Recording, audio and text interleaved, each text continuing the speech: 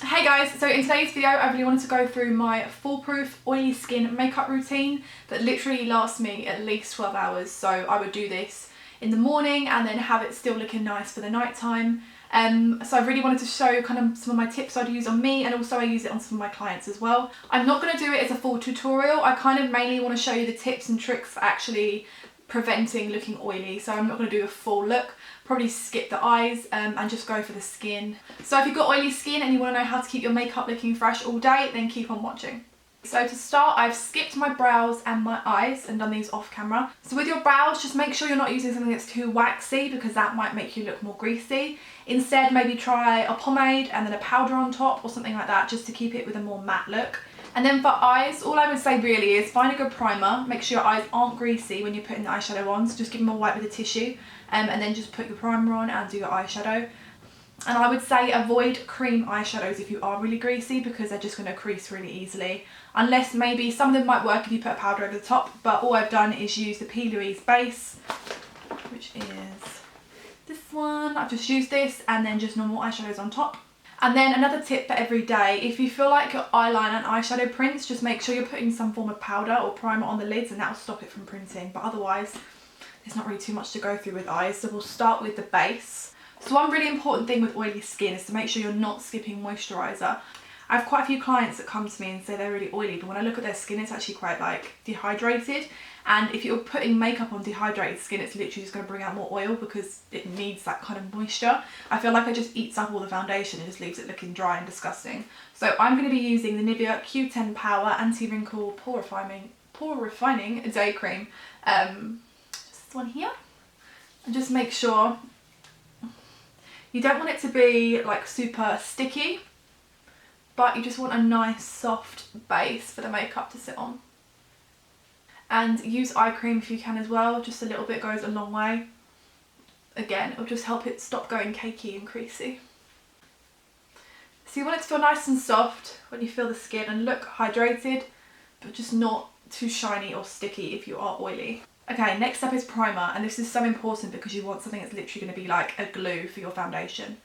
This one is the NYX Angel Veil. It is amazing for oily skin. I would say that I wouldn't use it every single day, just because for me it did make me a bit dry, but to be fair, just give it a go and see how you get on. I just apply it with my hands. If you are just more combo, you could just apply it where you need it rather than just, you know, all over. And it gives a really nice silky base. So once your skin is primed, we're going to go into foundation next. The foundation I find is like the holy grail for oily skin is the Wet n Wild Photo Focus foundation, which is this one here. It's literally like, I think it's like £6 in the UK, but it's just so good for literally wearing all day, like full coverage. It just looks really nice. The only problem is it stinks of like paint. It's pretty disgusting, but it's worth it. You can't smell it after a while.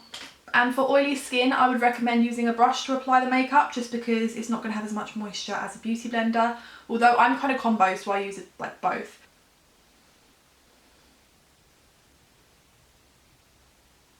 I'm just going to start by really naturally building up the foundation, not caking it on too much, because I feel like the more makeup I put on, the more I've just got this thick layer that's just going to go disgusting and oily. So if you do like using a beauty blender, I would say get it really, really damp and then just squeeze it until there's literally like no moisture left, because it'll still have that nice bounce, but it won't be too wet. And just really gently use it on your skin. I feel like the harder you press, the more product it's going to take away. So literally just use it so it makes your skin look like skin again without taking away too much product. I'm not going to go too heavy with the foundation. I like it to kind of look like skin still. And make sure you really blend around your nose, because I find that's where my makeup breaks apart a lot if I don't like do these steps. So next step that I do find really helps, depending on how greasy you are, but if you are really oily, then definitely grab some matte blotting paper. And what you want to do, especially if your foundation's a bit greasier, is when you put the foundation on, literally blot the foundation. And that will take away any excess oil in the foundation. You can see, look how much oil it's taken up.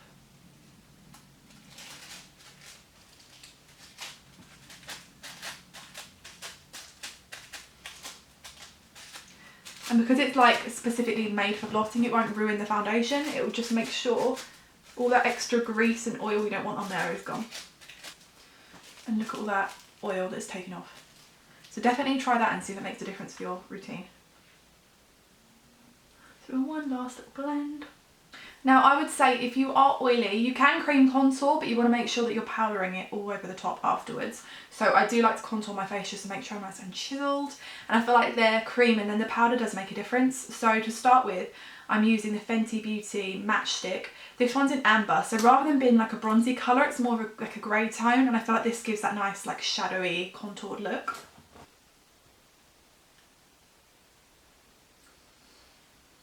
I'm just applying that where I want a bit more of a definition.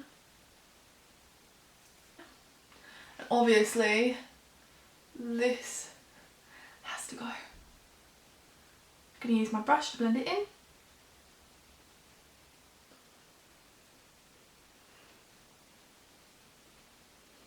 For under my eyes, I'm just going to use the the Maybelline Instant Anti-Age Eraser Multi-Use Concealer. This one. This is literally like airbrush concealer. I love it. Pop it on the back of my hand. I'm just going to apply it with my Beauty Blender.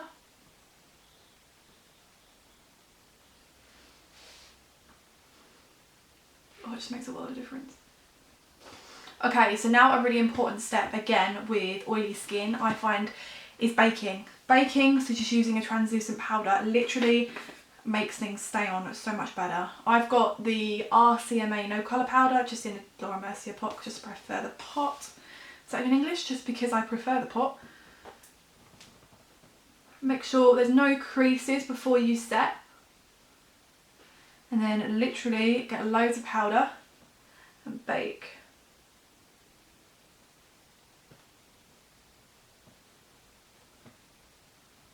And I get lines here, so what you need to do is stick your tongue out and bake it. And don't be afraid just to go to town because we'll get rid of it after. So I do get really oily in my nose, so I like to make sure I bake my T-zone and my nose.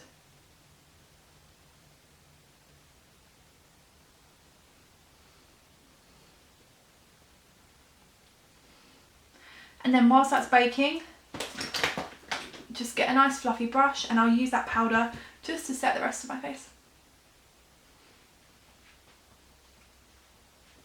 The trick when you're oily is to make sure when you set your face, check it with your fingers and just make sure there's no tackiness left. If there's tackiness left, you need more powder. I've kind of wiped away my chin bake already because that doesn't bother me too much.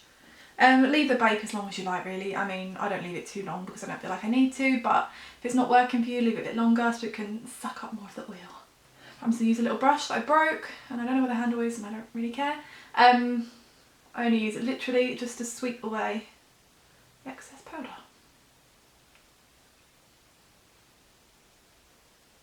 Next, because this is more for oily skin, I'm going to stick to more powders in this. So I'm going to use my favourite powder bronzer at the moment, which is the Butter Bronzer by Physicians Formula. I always find that really hard to say.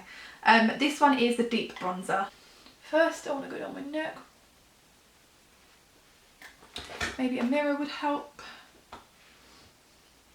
Oh, yeah, go very brown. You know where else I like to put bronzer, and this is really weird, but under my lips. Makes them look bigger. And then we're going to contour our cheekbones.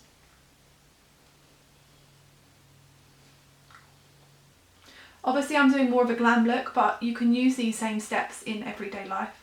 I still bake even when I'm wearing tinted moisturiser, it doesn't really matter. But I wanted to show you, like, if you want to go on a night out and you want full glam, this is what I would do in these steps to make sure you don't go greasy. Next step is blush. I always say add a little bit more blusher than you normally would, especially for a night out, because it's going to be the first thing to fade, especially if you get greasy. I'm going to be using the Milani blush in Dolce Pink.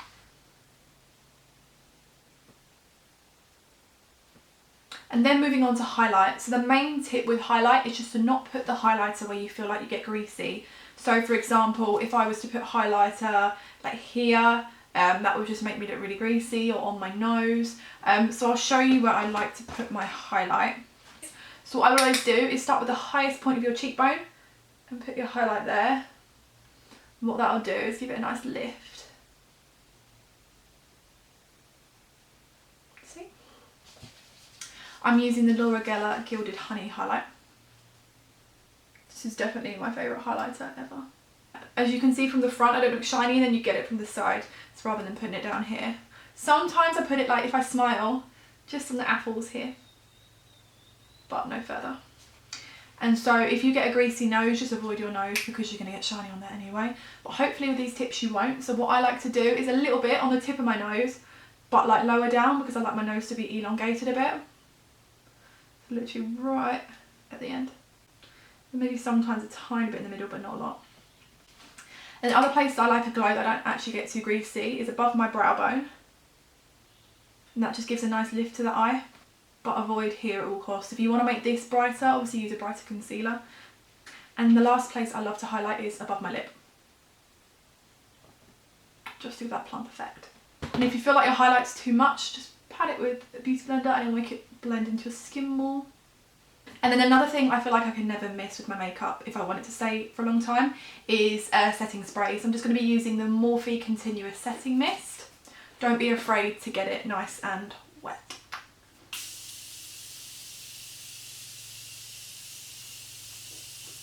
I'm just going to go off camera quickly and finish the rest of my face. And there we have it, that is my finished look.